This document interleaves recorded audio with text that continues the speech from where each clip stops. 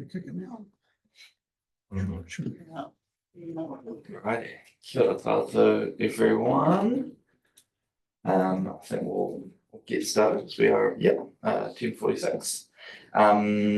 So this is just a workshop for the Community and Partnerships Committee, just on our biannual questionnaire or community survey. So I will just hand over to Vicky at the other end of the table, and we also have Natalie on Zoom who's going to take us through a presentation. Are you wanting questions throughout or just at the end? Natalie, what would you prefer? Kia ora everyone. I'll probably just take questions at the end of sort of certain sections, so I'll pause throughout and we can sort of discuss what we've been looking at that stage. Is probably easiest if that works. Awesome. All right. Well, I'll leave it over to you then. Cool. Kia ora, I'm Vicky. I've been working closely with the engagement strategy and corporate planning team on the community. It's been really good taking a real collaborative approach. We've looked at the method, questions and the timing of the survey, and Natalie's going to run us through a presentation that goes over all three. Cool. Over to you, Natalie. Thank you. I'll just share my screen, hopefully. Resource center. You guys Yep. see that? Is that working? All good? Yes, it is. Thanks. Okay, cool. I never know. Thank you everyone for having me. I guess what as Vicky just said, we are proposing some changes this year, so I thought I'll go through these in sort of the three different sections that we are looking at those in. But I thought I'd give you just a very quick overview again of the purpose of this survey, because essentially that hasn't changed. You know, the aim is very similar. So this was started in 2020, that it was sort of initiated, and there was some data collection done in terms of getting the views of elected members and also leadership into what was wanted from the survey at that point, bearing in mind this is 5 years ago. So it was probably, the survey hadn't been completed for a while, so it was very much get a baseline and try and understand where we're at.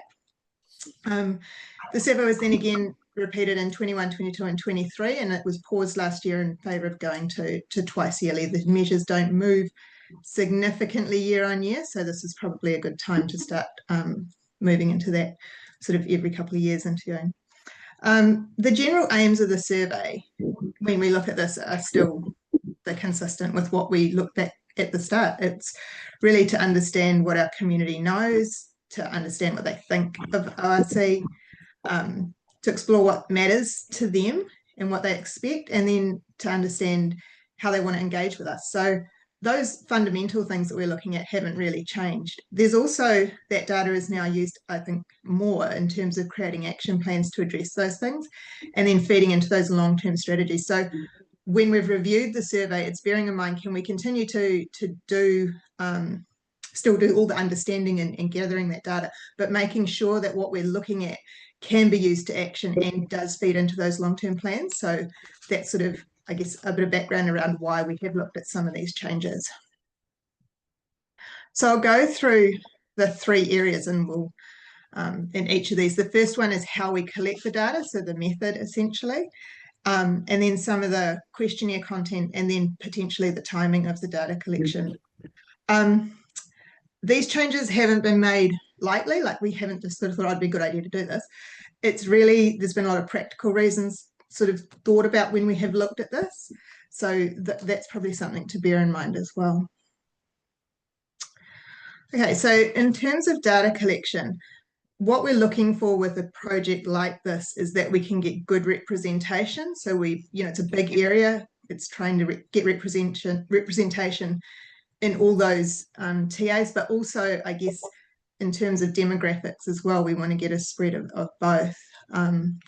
Council has always wanted, and rightly so, a large sample size.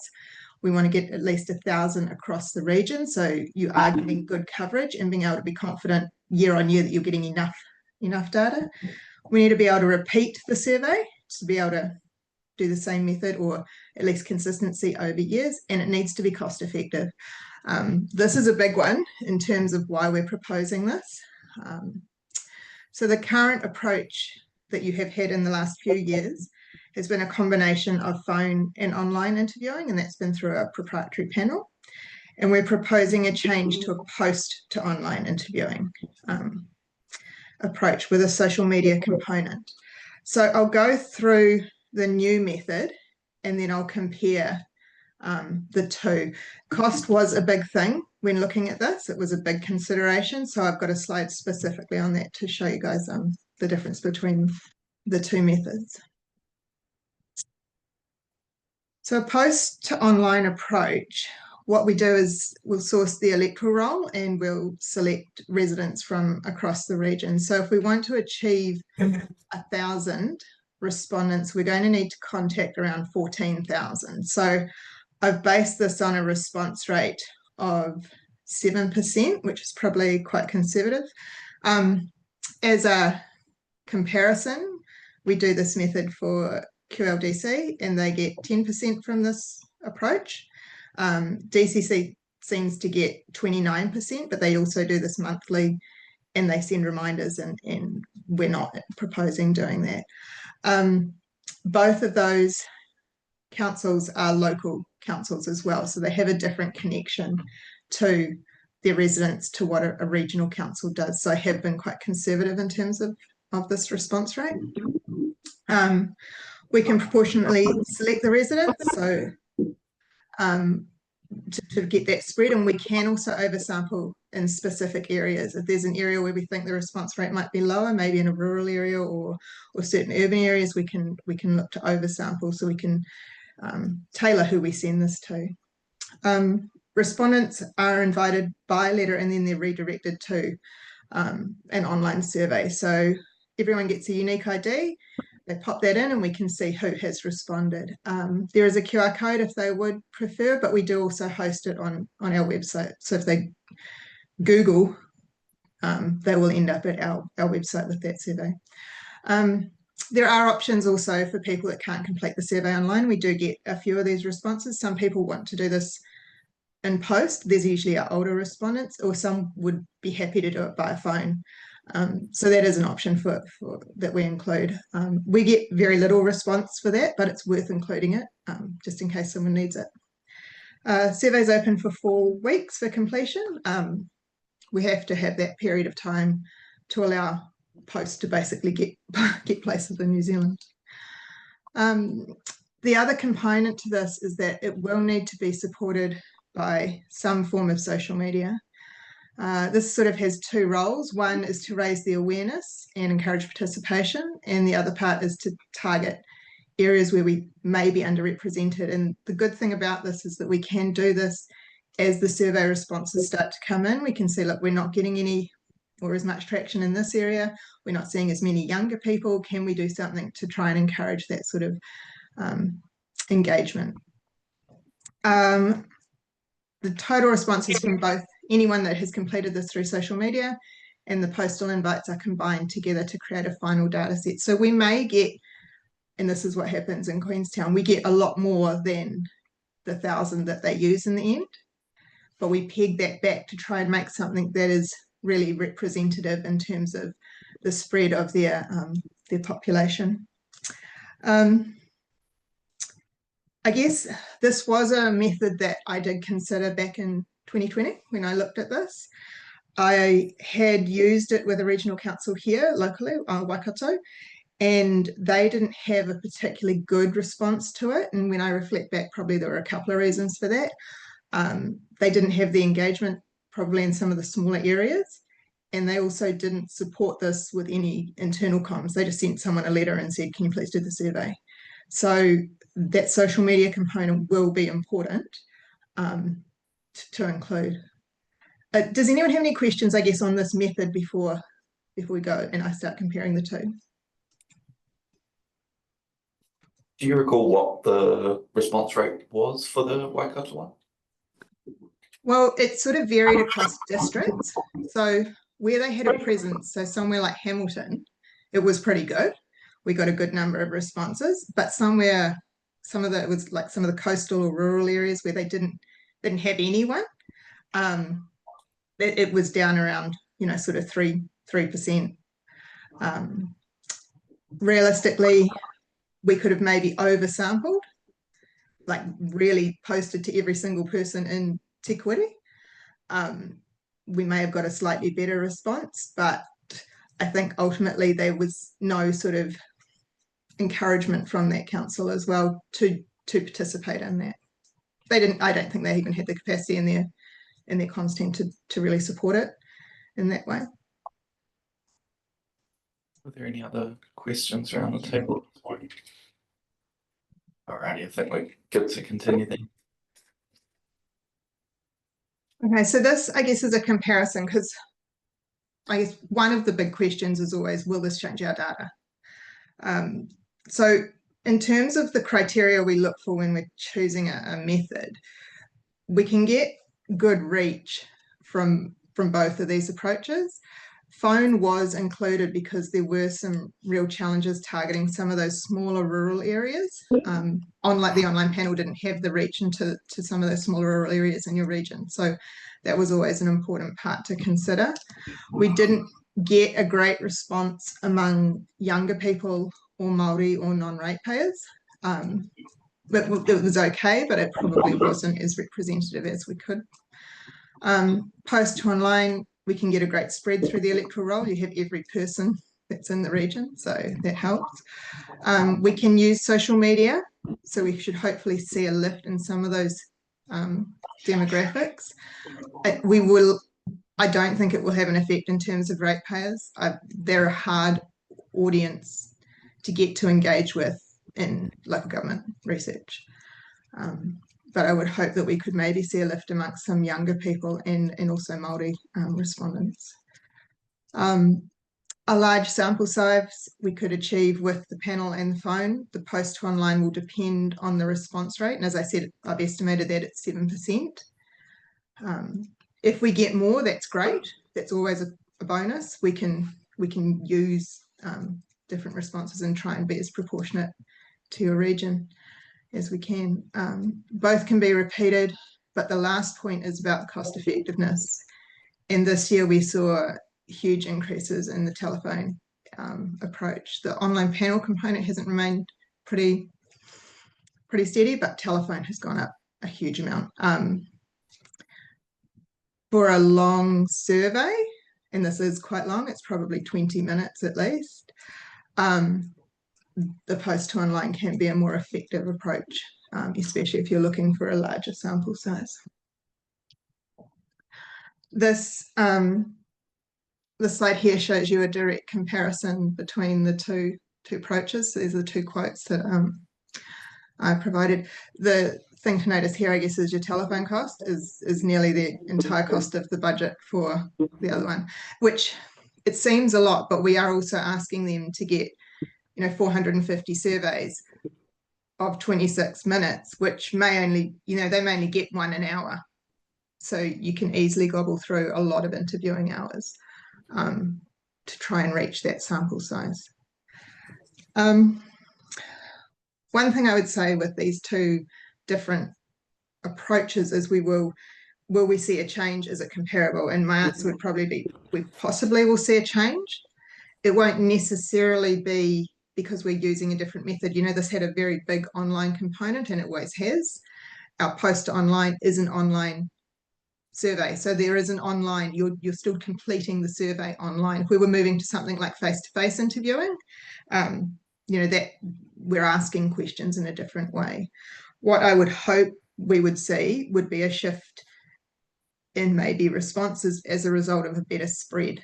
So I'm hoping that with a post to online approach, with the social media component, we can see a lift in some of those demographics, and we would likely see a lift in or a change in some of those measures as well.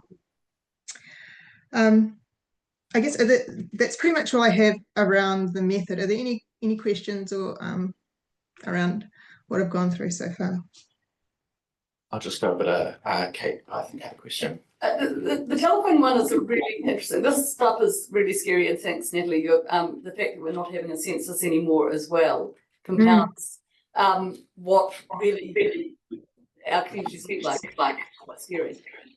The telephone, and the reason I'm asking this is we do still have a copper line, and my husband will never answer it because it will only be a surveyor or a person wanting money. And so I don't know why we have a phone, but what access to good telephone data as a number do we have anyway anymore? Well, they use privacy compliant telephone numbers, so mostly mobiles. So that adds to the complexity of to reach people, which is why the cost goes up, because previously everyone had a landline. It was pretty easy. They'd answer the phone and you would have a reasonable response rate. But response rates with this method have declined, and they've actually declined considerably, probably since we've commenced the survey. Yeah. So but the question then is, because the data, you've got that, they're almost self-selected their mobile numbers anyway as being open to. Yeah, to be fair, I'm not 100% sure where they would, like, I don't know the privacy compliant component, but yes, it would be someone that has a mobile, which is why getting those younger people is always tricky within that space, and we relied a lot on the online component for that. Yeah. Which You're makes sense. There is a chance that the online is more representative now than the phone database, is where I'm trying to drive it at. Yeah, and the phone and the online was always completed first, and the phone was always used to backfill. So ultimately, we would always be looking into rural areas where that online coverage wasn't as good. So it that method sort of lent itself to certain areas anyway. We weren't getting young urban people with a phone survey. They were generally covered with that online component. So there was certainly a split in terms of who we were reaching by the method. Thank you. Natalie, in terms of the costs there, are we, so this is for right now, anticipating those costs to increase much for either survey in future years? Just like, I guess I'm thinking particularly if the telephone costs might just be continuing to increase in the next few years. Yeah, I mean, I don't even really know in terms of, like, when I got this cost back, I was like, I can't even justify sending this to you guys. Like, the online cost has remained relatively stable, probably because it has that greater, it's a more stable platform, whereas telephone has declined. So therefore, their overheads have increased with, it's labor intensive. So yeah, the chance of it increasing next year, even if it's only a 3 or 4%, is probably on the cards. Where we will see changes in the other, in this option here, is likely to be in postage. And postage, since, like, if I think back to when we started doing Queenstown Lakes version, that was in 2018. I think post is almost sort of doubled in then, but it's gone from $1 to $2, sort of, that sort of change. In saying that, if you're looking at this, that would be an increase. So they have also increased year on year, but not to the same extent as a phone, which is more labor intensive. Yeah. Back to Kate. Yeah, I was just interested in the social media costs, because I imagine they've gone up quite a lot, and the alternative to the postage would have to be an increase in social media or some other form of access to a database of by email. Yeah, I would. Yeah. So the question is, and I think Dunedin City have done this for a number of years. They've had their own, albeit self-selected, but a central panel. Yes. And they also use alongside, I may have that wrong, they may not use it for the survey, but they do it for policy. And whether we should actually be trying to have an option where we get, once we've grabbed someone's information, we try and keep on using that same database every year. Yeah, so I think Dunedin's had a panel for quite a long time. Like, I think they've had it for maybe 10 years or so. They've spent a lot of time investing in that, and I don't think they use it for their survey, but they do certainly use it for quick tests, I guess, is a way of thinking about it, or maybe gauging sentiment. So, I mean, there's an option that you can include at the end of the survey if that's the way you want to go, is would you want to be included in future contact? It's one question or one tick box at the end of a survey.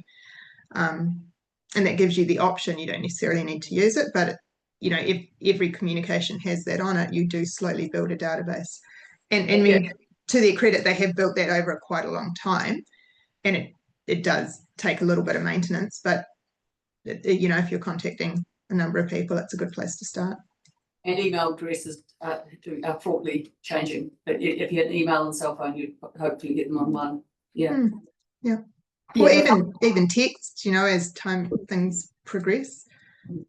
Thanks, Natalie. If I could just jump in as well, certainly as part of the engagement team thinking around as we start looking towards LTP, the idea of a panel has come up as something to give thought to and bring to the table for consideration. So we probably wouldn't be in a position to put it in for this survey, but I think we need to consider, the next 3 to 5 years after the survey, and all of that feeds into that. So yeah, it's certainly in the mix.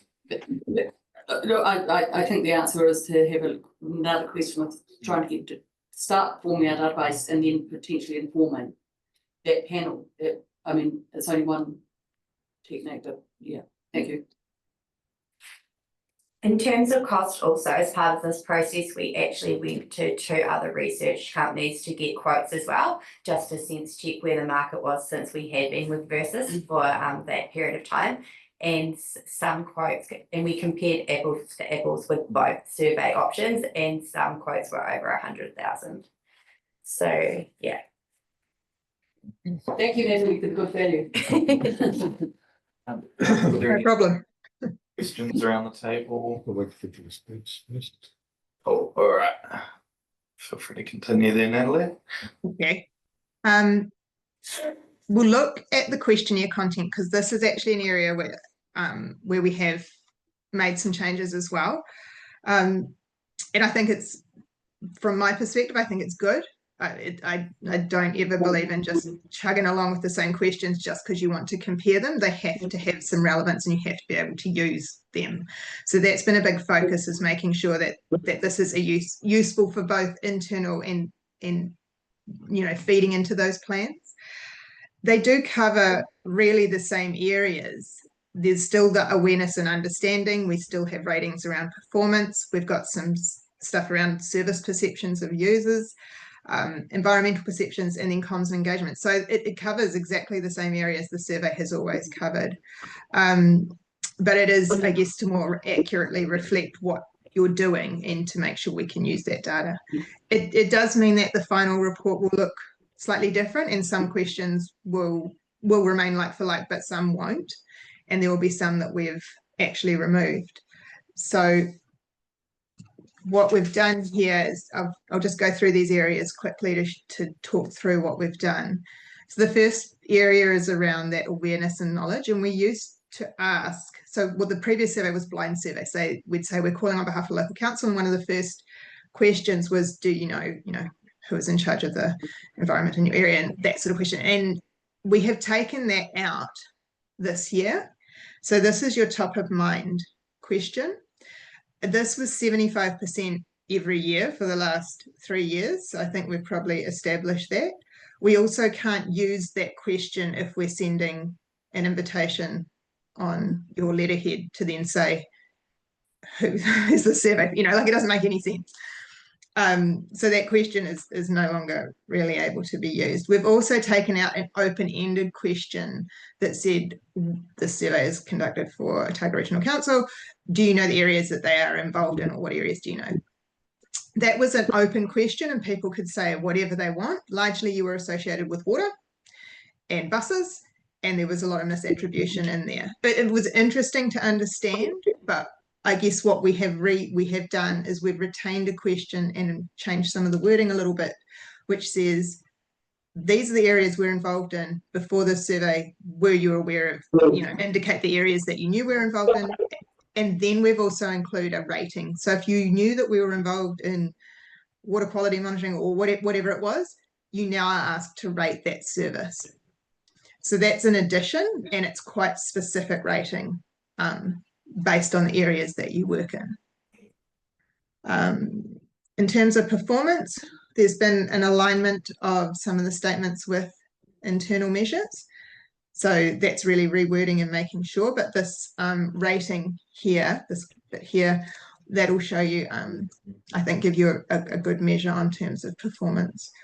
We've included a couple of new statements about environmental connection, and we've also asked a sub-regional performance measure. So previously we just asked how well was OSC servicing the region, and now we're asking how well is it servicing, you know, your area. There's been some inclusion of new services, I think around the harbour master and pest management for some of those questions. And then we ask if you've used the service, how would you rate it? And we've taken out a why do you rate that? I understand that there are other areas that assess these services. So in the interest of time, when asking people to feedback on every single service here. Environmental perceptions. This has had a bit of a change this year. We used to previously just have an open-ended question that said, what do you think is the most important environmental issue? We've now stated probably, I think it's around 10 or so areas, and we're asking people to rank these in terms of importance for their community. Then we're asking for the top ranked question, we'll say, and how well do you think OSC is performing on that? Why do you say that? And also, how well is your community, you know, engaged in this area? So I think for me, that's probably a better way. It's easier to track. And there wasn't a lot of shift in terms of the areas that people were looking at. They were quite broad, whereas this makes it more specific and more usable in terms of understanding that importance. Communication, there's some new website questions, and there's also some engagement questions, which we haven't had before, which is really good. We've taken out some of the demographic questions. So this was if you were involved in an environmental group, and which one. There was only a small proportion of people that ever responded yes in that one. Largely they were catchment group members. Household income, household composition, and born in New Zealand. So they weren't they were used in profiling, but they weren't necessarily used internally. So we've retained age, gender, area, ethnicity. So the main ones that we use for weighting. Most of these questions will be able to be tracked indicatively. Obviously the ones where we've taken out, so top of mind awareness, perceptions about the environment changing. We had one, has it improved or declined? That's been removed. And then some of those demographics, we obviously can't track any of those over time. Yeah, there is quite a lot of change in this space, but as I said, it is really to improve the usability of this data and what we're looking at, probably more future focused. I think that's it. Is there any questions around that?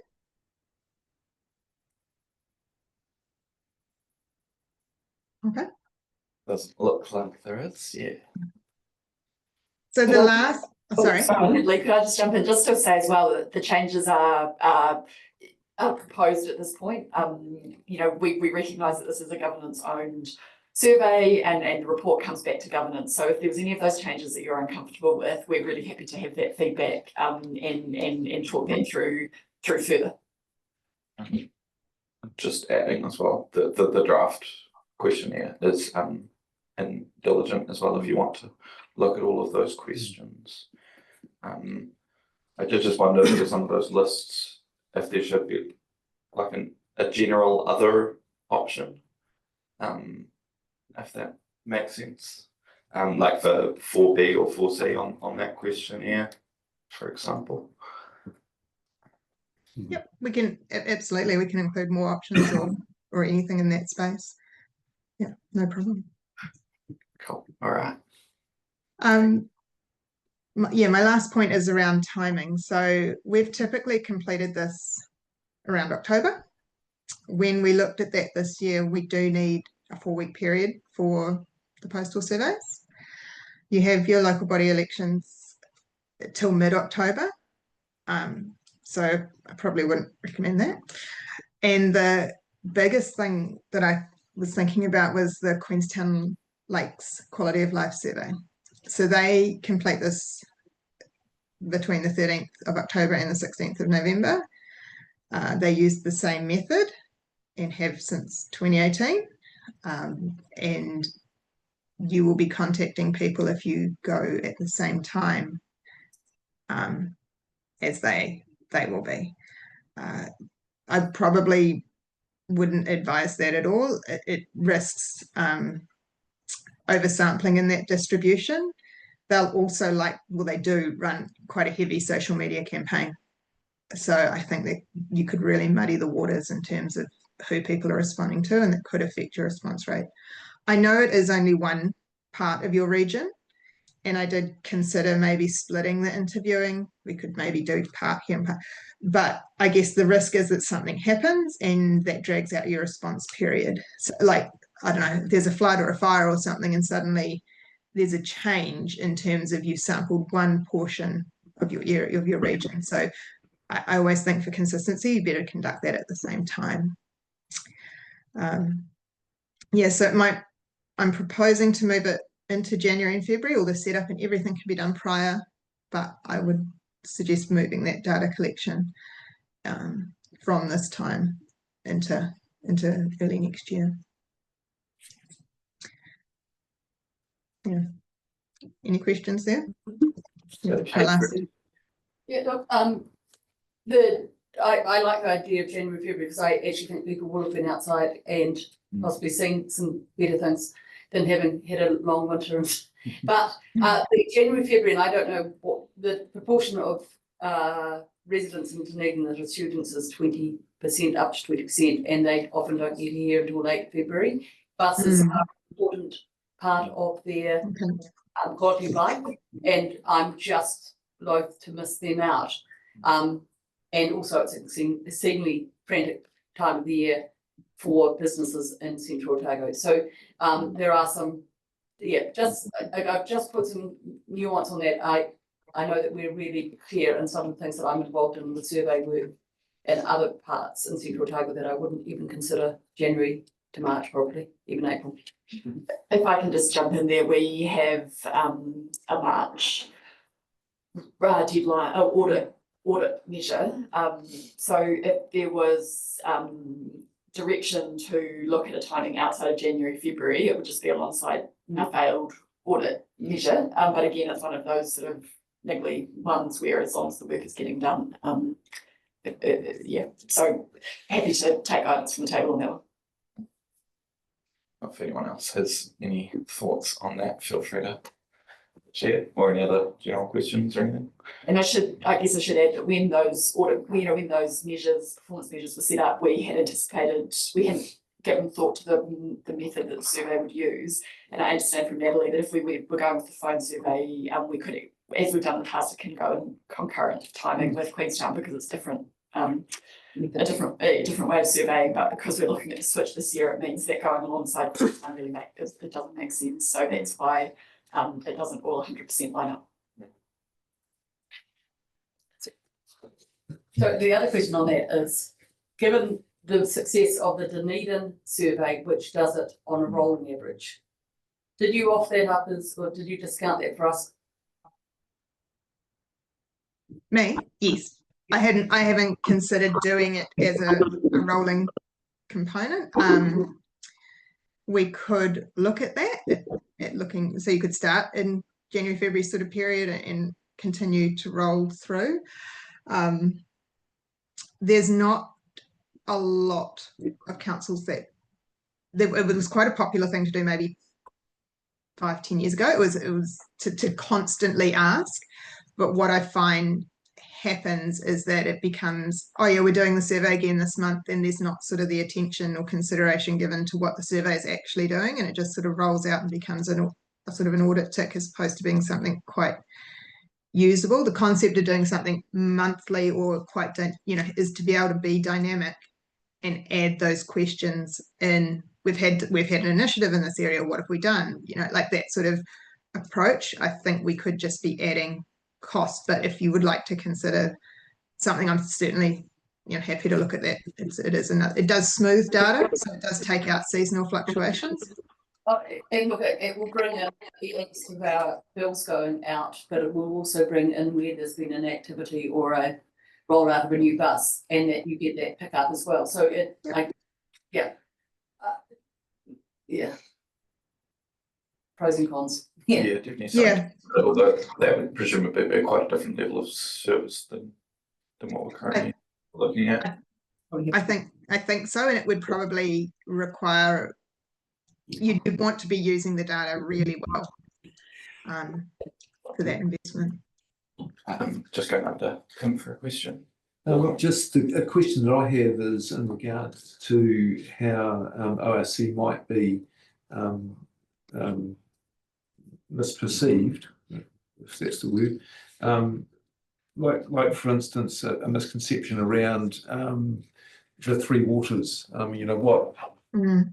You know, because just wondering how we could sort of try and correct those misconceptions through this survey.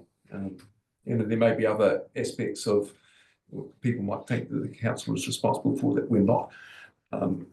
Is that being considered in any way? So that probably speaks to the like action plans that come out of the community surveys. I wonder if Mandy might want to speak to. Natalie probably can speak to it better than me, but my understanding is the way we've framed a couple of those substantive questions around the services we provide this year will actually help address that, because we're providing the list up front for people to respond to whether they're aware of things and whether they've used those services. You're actually doing a bit of education on the go because those services are there. Whereas in the past, I think we've asked what services are you aware of, which I guess has been leaving it more open for people to talk to services that we don't offer. But Natalie, I'll see if you want to add more to that. Yeah, I think the wording in this questionnaire this year is tighter, so it is less open and there are less opportunities for that misattribution. I'd also say that, you know, this is a data collecting exercise, not an education exercise. So really, if something or that misattribution comes up, that's on the action plan that comes from that, to be able to speak to that and to look at initiatives to try and help that. We've been quite specific this year in terms of, rather than just having water quality monitoring, we've got some more specific areas that you work in. So I think that was probably one of the findings of the last 3 years, is there is a lot of unknown, and so it's easy to fill that in. So if we can be clearer around these activities, that should help. But yes, it's not the role of the survey is not to provide that education. I wonder if maybe Vicky or Mandy might want to speak to how these changes might change the action plan that comes out of it from a staff perspective, or what we can get out of those action plans. Yeah, I think we will have a more specific action plan with actions that particular teams can work on through the year, since a lot of these measures will provide data on our strategic goals. Then I think teams will get more buy-in from teams to actually really work on those actions and see how we can achieve them. Before, they've been quite generic. So when we've come back to see how we've performed on the action plans, we've provided generic answers, whereas I think this will provide more data. Yeah, and if I could add, I think also, you know, when I look at there's some specific questions there around the website. You know, we brought in a new website last year, so we'll be able to measure you know, how that website people are receiving it, and use that data to inform, you know, ongoing improvement. We've also got, you know, annual plan, long-term plan, strategic directions refresh alongside a new council coming up. So this data, I think, beyond the action plan, will actually be really useful to inform some of those bigger planning exercises where we've got some of those community views right at the start, which we haven't been able to use it as directly as that in the past.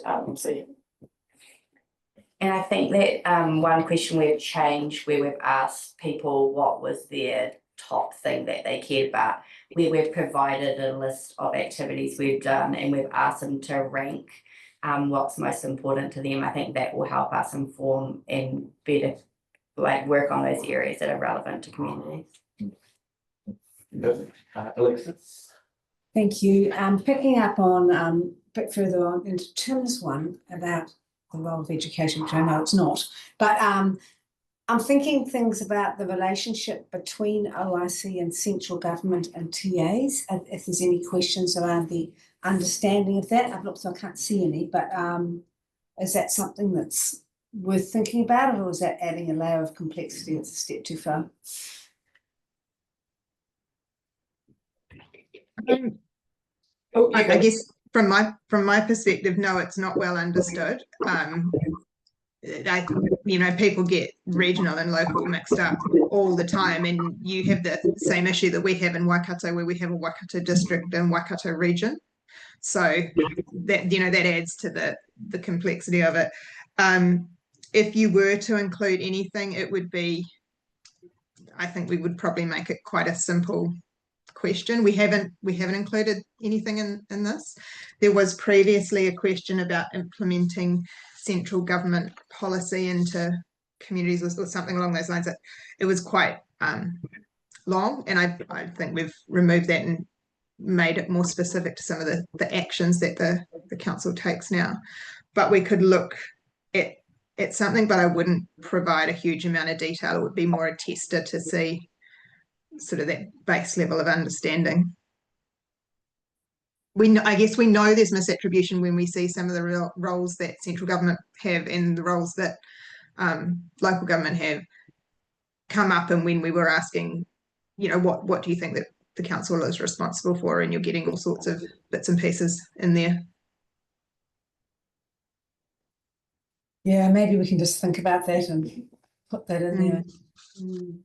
I guess it's we'd probably want to be, we wouldn't want to, we'd just have to probably think about what we would do with that information, what we could do from it. I see. Yeah. Thank you. Lloyd? Oh yeah, look, I've got a bit of a comment on this, and this came to us originally in an email. I think I was looking at the email over the weekend, and I was flicking through the questionnaire, and before so I got about page 3 and thought, crikey, I hope they don't read me, because it's like really quite long, and it's like, holy heck, I like at the end of the day, I'd be not thinking I had a good day. So I was just thinking, are we overdoing it? Do we need to, often less is more? Are we overcomplicating this thing? I think it's always tricky in a council setting. You've got one chance, right? And you want to get as much information as you can. This is another reason that the response rates probably reduced slightly. If you have a short survey, you've got a higher chance of a completion rate. So you can get, a greater number of people respond and get the whole way through the survey. The dropout rate I would expect would be around 20 to 30%. So those people will start the survey and they won't complete it. And that's pretty typical in what we see with council surveys. Council surveys are generally very long. They cover a lot of services. So I think this has been stripped back. If you don't engage with this council very much and you don't know a lot about it, this is not too bad. If you are very engaged with this council, this is quite a long survey. But again, it is information that is needed, so it is trying to balance that. Yeah. Probably well, but if you're clicking on the link, you're presumably not seeing all of these questions at once. So probably not too overwhelming.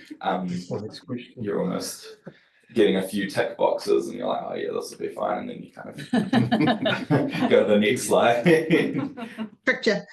I guess around, I think when we looked at it, about 40 or 50% of people will know this, every single service, maybe 40% when we looked at this prompted before.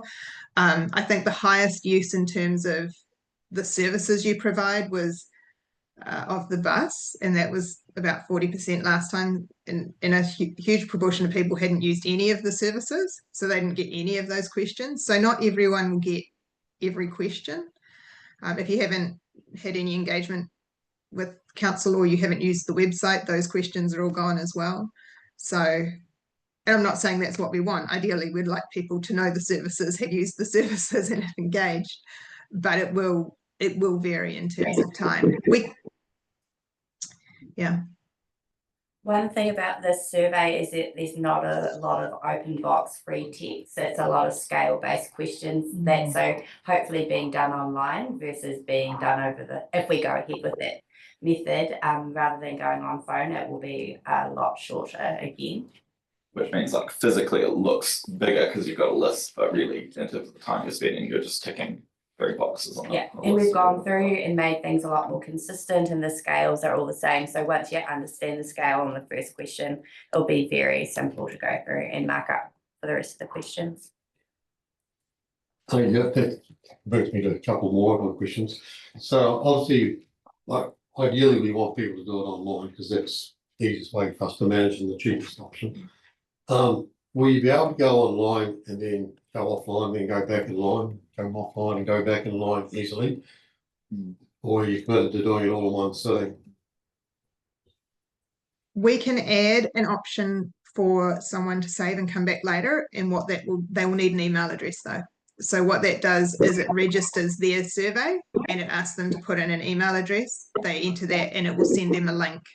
And so that will be their unique survey link.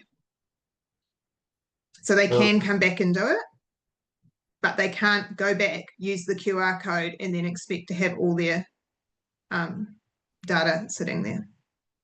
Yeah, because I think that's quite important because could become quite long if people, you better get it finished, have the ability to go back and get a finished survey to have one that's not submitted. Yep. Yep. And the other option is, if you're doing it online, can you scroll through to look at the questions, or is it like you may not go any further till you tick a box on this page? We can do either. For data, I love it when everyone completes the questions that I've asked them to complete. So I usually put out, you have to do this. But I understand that for the open-ended questions, we likely won't make those compulsory. But you have the ability to go back. Like I get very frustrated if you get, and it won't let you see what is after. If you don't put your name on the front page, you can't see what's on the next page. And quite often, I'd like to see what I'm getting myself in for before I start. That can work to a point. So there can be a back button on it. The only problem is if you go forward and that response is conditional on what you've put in the first question. So say if we're asking you to rate the services that you've used, if you don't, you will need to put something in that question to move forward, because otherwise the scripting in the survey won't work. So there will be some questions where we'll definitely need you to respond. So if you haven't used any, you have to tick none.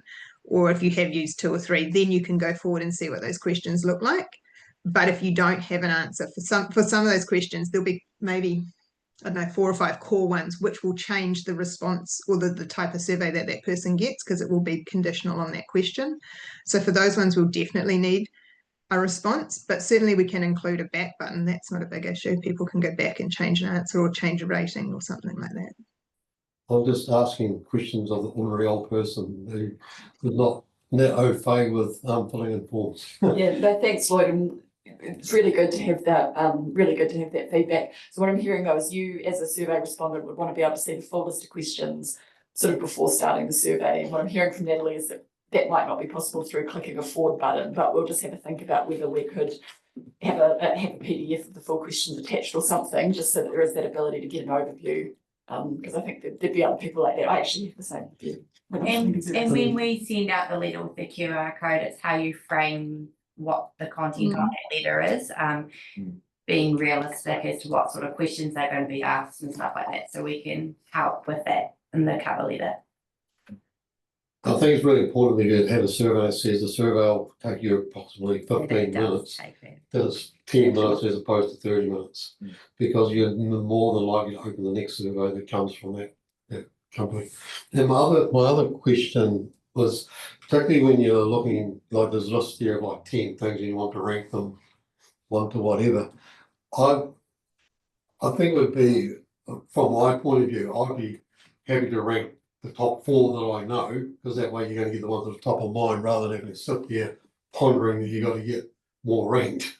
If that makes sense. So we just take like the top few, and that way you're getting the stuff that is actually important to those people, as opposed to making them or them feeling obliged to continue to rank things they don't really know that much about. So the ranking question is not one that we would make compulsory. When I've used it in the past, all I need is the top 1, because that's what the conditional. So if they only ever pop 1 in, that's fine. I've used this it was a survey for Hamilton City Council, and that ranking, people did say, well, I want this one, or these 2, but I don't care about the others.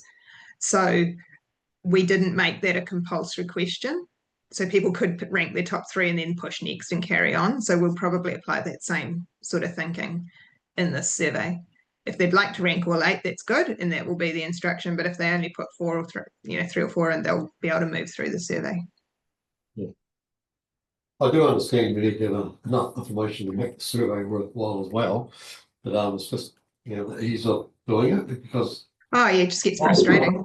online, like online's quite good, but you'll start an online survey and someone will ring you, and then you go to bed and you start it, and the next day, you get something pop up saying it's not finished. It's like, so we're just trying to make it so it's really, really user friendly. Yeah, no, that's fair. Candidate surveys, have you? Natalie, I just wanted to check if there was any sort of final things you wanted to add on for the final slide before I sort of open up to general questions or comments. I just summarized what we're talking about, really. Yeah. So, and that was really just to say that everything, like the purpose of this is consistent, and these changes are really to make sure that, one, we're getting the best value. That was a big consideration, and that it accurately reflects what you're doing, and that you can use this data. As I said, a lot of projects don't do this sort of review, and it does become quite tick boxy, and it doesn't inform decisions, and that's the whole point of this. So yeah, those changes have been made with quite a bit of consideration around what are you doing with the data, what's the best way to collect this, and how are we using it. So yeah, even though I'm saying we'll change this method, and I'm saying adopt these questionnaire changes, I'm not saying these are the only questions that you'll have for the next however many years. It's good to keep that review in place to make sure that they are relevant. That last point about moving the data collection period, we can have a bit of a think about that more, especially in light of the comments around Dunedin, and we can look at options for different timing as well. Yeah. So yeah, that's all I had. There we go. Yeah, just a couple of comments. I support the idea to avoid clashing with Queensland Lakes, 100% January, Feb. And also support Lloyd around making sure that there's plenty of flexibility for the participants to be able to operate whatever time of the day to do this, rather than, we've got to be able to connect with people's busy lives. My only comment with regards to the draft survey, that question 1B on the first draft survey might be 1C on the second one, but the lead in it mentions what we are responsible for, the management of natural resources. We also are required to provide passenger transport under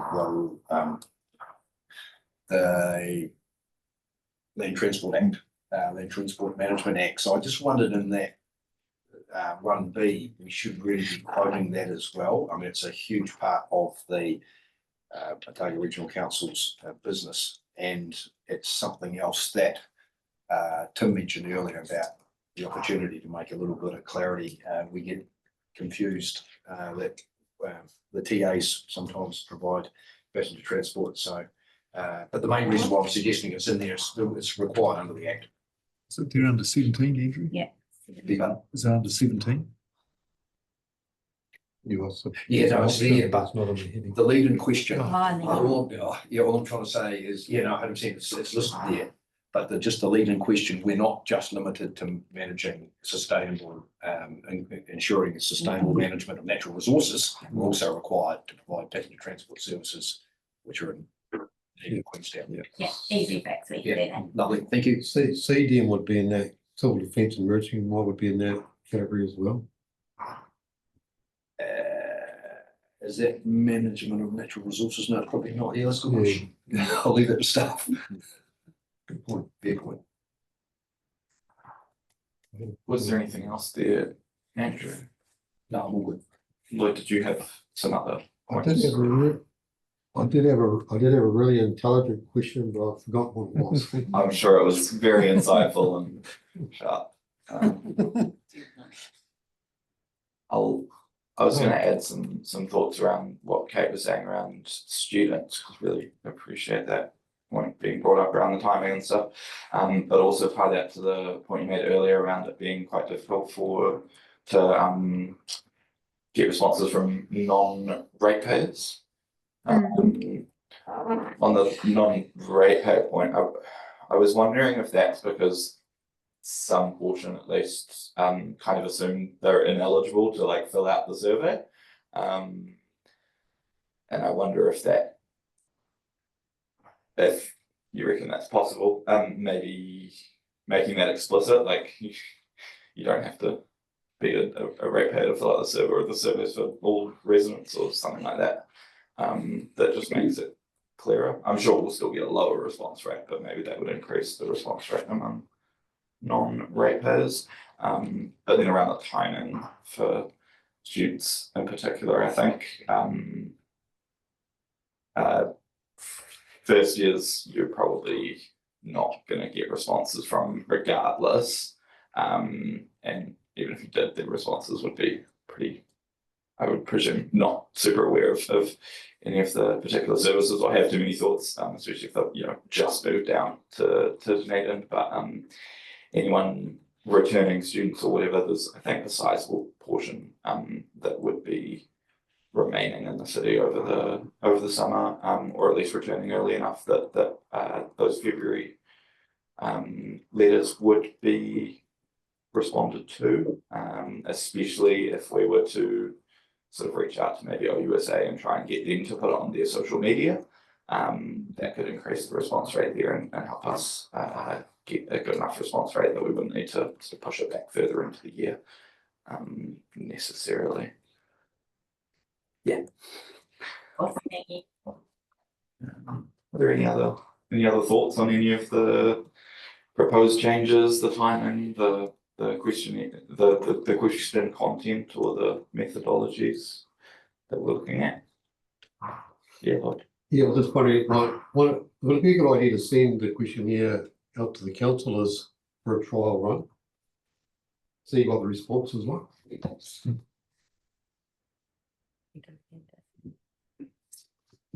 Do we Me? do our runs, Natalie? Sorry, I always like it when staff clients complete their own survey, because then Lloyd, are you volunteering, Lloyd, to be the trial? I think Just the one, from my perspective, Lloyd would be welcome to, but I think also Natalie probably has quite a bit of professional experience dealing with communities and how they fill in forms as well. So she probably does understand general public and how they respond. Yep.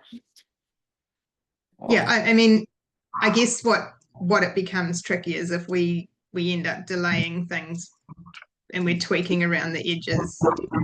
But that would be maybe my downside, is we can become too overly focused on little details as opposed to looking at the big picture. In terms of user experience, some of that feedback that you've provided already is really great, and it is consistent with a lot of feedback that we do get. I think it's also important to note that if people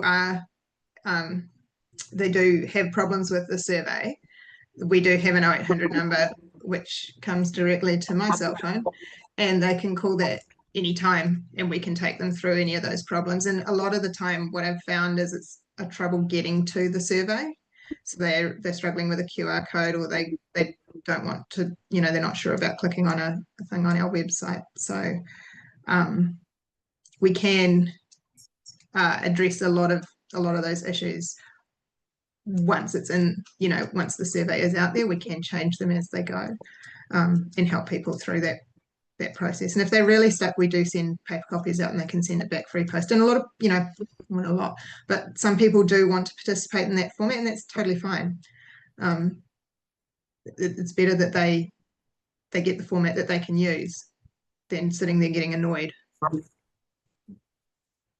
Natalie, do you test the screening questions? What do you mean? As in, do they? Yeah, well, do you test the screening questions? So, are you 16 years of age or over? No, thank you, and close. That's tested. Yes. All those other screening questions as well? Yeah, so they will divert to a page that will say, sorry, you're ineligible to participate in the survey. We also, in this intro, in the start, there'll be a place for people to enter their unique ID. So what that does is we can tag the people that we know who we're speaking to if they contact us, or when they complete, we can actually match that back to someone. A small proportion of people will say, I don't have an ID, or if they've come through social media, they may not have it. So there will be a portion that we won't be able to track back. But for a lot of it, we do check that. Yeah, I think, could they then go back and say, if they say, are you under 16, they say no, and they get screened out, could they go back in and say yes? Yes, they can. Well, that wasn't really no. So I was just with any kind of system, there's a testing phase that goes through it before it's implemented, and these are the only sort of testing type questions I could see that we want to have some confidence in, because if they didn't work, then in some way the data collected could be corrupted. That's all. Yeah, they will screen out. We will send them to a page, potentially your homepage, or a disqualification page, but also we will see that data in there, and we can remove the responses as well towards the survey. Those are the only screeners we have, just someone working here and age and area, really. It's really open. Yeah, that'll do. Yeah. Okay, I'll go with Andrew then. I think back to Lloyd after that. Natalie, you mentioned about a Queenstown survey. Yeah, and I can recall one a year or two ago that there was a big portion, 30–40% of the respondents, their responses were excluded because of they're either abusive or inappropriate or whatever. So is there some sort of screening process involved, and who makes that judgment call? Was that a survey completed earlier in the year for Queenstown Lakes? Might have been. Yep. Yeah. So that, to give you a bit of context around that uses the same method. And those questions look at performance and trust in the council, and they emailed out, or I didn't complete the survey, they used the electoral roll and sent it to a select number of people, but they also, for transparency, put it through social media. And then when they completed the analysis, they excluded the results from social media. They were marketed, a lot more negative.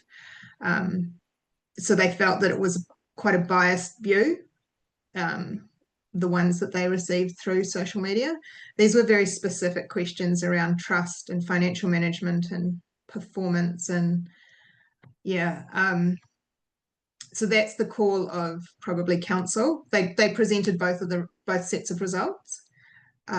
So it's probably the call of council more so, whether they wanted to use those responses or not. What does that mean for our survey? We are trying to get breadth. we're asking about the importance in their community. We're asking some level of performance for you guys, but we're also asking what services they use. We're asking, you know, how they engage and what they prefer to engage. So for me, getting a breadth is important, more so than the channel, I guess. When I do the work for Queenstown Lakes, I use both social media and the electoral responses, because that gives us the breadth and the representation. So I look at the demographics before I necessarily look at the source. So that's the only context I can give you about that particular survey. Yeah, thank you. That's useful. Cheers. So if we did, for example, have markedly different sort of responses between our posted letters and the sort of social media portion, we'd still be getting that information. We could just think about potentially analysing those two separately in terms of what that would mean operationally. Yeah. Yeah. Lloyd? Oh, yeah, just following up on that one, Andrews, there's not a lot of free text boxes in this survey for us. It's really quite well set out in that you've got a list of things to pick from, which makes it really simple. And my other one, I was just going to support what Natalie was saying regarding if people would like to use a paper copy, we really need to facilitate that so that everybody feels included. So I support that, yeah. So what does that look like? Is that sending a paper copy in that letter alongside the? They ring the 0800 number and Natalie will send it out with a free postage, so they don't have to pay for postage to return it. And that would just be on a Natalie case by looks case after basis. everything. Yeah, cool. Yeah. Okay. We can like provide you guys some copies if people go to to the front desk or something and want one. It's good to have a couple of those, so we can just give you the sort of PDF version. If you have a couple of those, some people might come, but mostly they will call. Yeah, I think very good to have that option, but the online would be preferable given the way it works you through and has those conditional responses. Any other reflections around the table?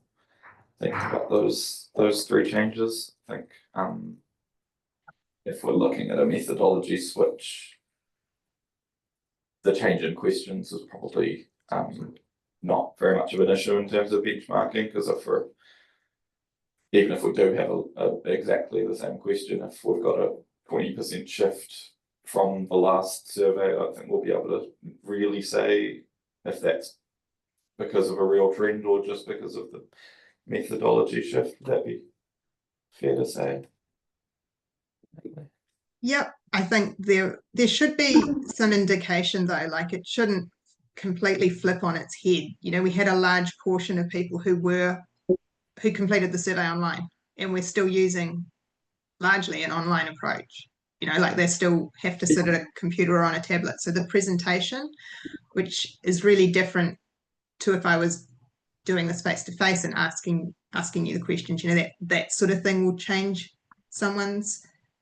the way they respond. So I'd be there should be some indications, you know, it should be like for like in some of those instances, and a lot of those instances where you won't have that, is where we've changed the wording as well, you know, and there are some questions in there which, as I said, we've removed and changed. So overall, potentially slightly harder to compare from our previous 3 surveys, but makes it more sustainable going forward, I think is the sense. Not seeing too much resistance to any of those proposed changes around the table, but if anyone has any other thoughts, then happy to hear them. Otherwise, we might be. Yeah. Just go for it. Yeah, and I guess just in terms of next steps, we will bring a paper to the September council meeting just to confirm the changes we've talked about today, because we appreciate that a new council will be receiving these survey results. So it just helps us chart that path forward. Awesome. Okay. Well, if there's nothing else around the table, just pass on my thanks to Vicky and thanks to Natalie for taking us through that presentation today. Amanda at the top of the table here with me. And thanks everyone for being here for the workshop. I won't close this out with karakia because we've got meetings later. Not meetings, other stuff. But yeah, with that, close the workshop. Thanks everyone.